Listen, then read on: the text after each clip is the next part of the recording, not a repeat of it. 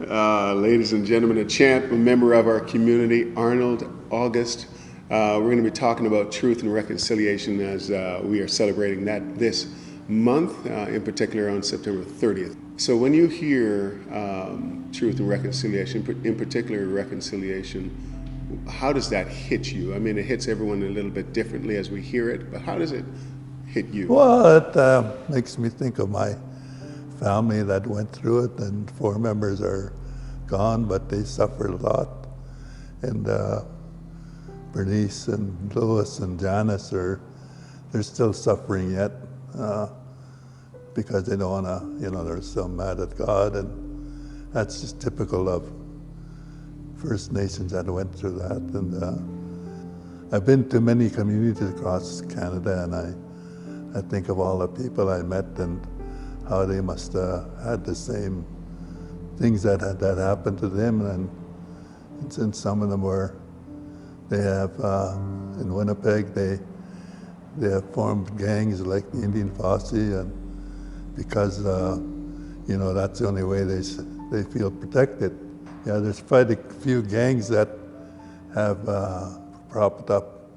So that's a result of how some of them can never forgive, and they strike back, because I encountered a lot of them when I was in Winnipeg, and I tried to, but I made friends with a lot of them because I used to minister at different functions, hockey tournaments, powwows, in the bars, and if you really want to hear some residential school stories, just you can go to that Missing Women, and you'll hear some pretty scary stories, even from my sister. I didn't know she went through that. Man, what they did to her and Bernice. I was shocked. Yeah. So now you know these truths really, and you know these things that have happened, and yet you were able to come through praising God, still loving God. Like, what kind of things did you have to really deal with and internalize to be the person that you are now? Well, it took me a long time to forgive after a while, though. I still had bouts of drinking, and our family was pretty dysfunctional. Stepdad beating my mom up, and stuff like that, and never feeling safe on the reds. And it's just fear was my biggest enemy.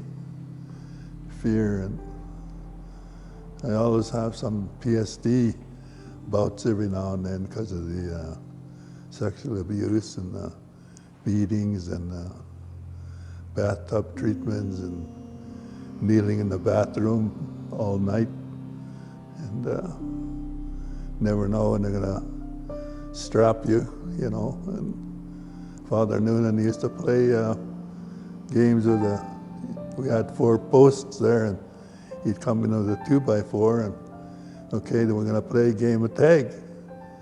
And he never caught me, but he sure caught some other guys, and he sure hit them pretty hard too. And that's some of the things, I think that's where my fear generated from. I never knew when he was gonna come into the juniors room, and I kind of I'm like that still today, but I really read my Bible on fears, and I listen to a lot of CDs, and I watch a lot of things on YouTube like Daniel and how he went through his captivity, and other prophets like Elijah, and I really get inspired when I listen to those, because in a lot of ways we're like Daniel ourselves.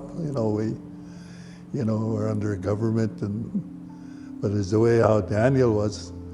He was, God gave him the wisdom to survive under these kings, and I'm supposed to get 1,000 a month, but they don't send it to me. So it's just stuff like that I think a lot of brothers and sisters go through. And even on the streets, a lot of our brothers and sisters are taking drugs because they numb themselves out. And my brother Ron did.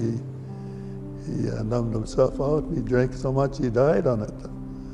Same with Edith, being a diabetic, and she was still drinking. She lost a leg, and she still didn't quit. When I think of reconciliation, and I don't know if I have it right, but I think those big people that are up in the front, they don't really come down and help us, the people that are at the bottom. They were just saying that the money was just going all to the lawyers. And that's some of the things, even with my band, they do that. It's not fair, you know. But you know, on the other hand, I got the good Lord who looks after all my needs and keeps me helpful enough to, you know, to go out and meet people. And yeah, there's sometimes I do get angry, and I do, you know, it's just. But I have people pray for me here.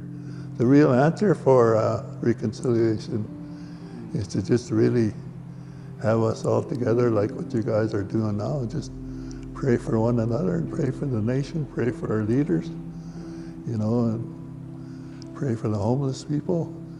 And yeah, that's going to really. They say prayer changes things, and it sure has for me.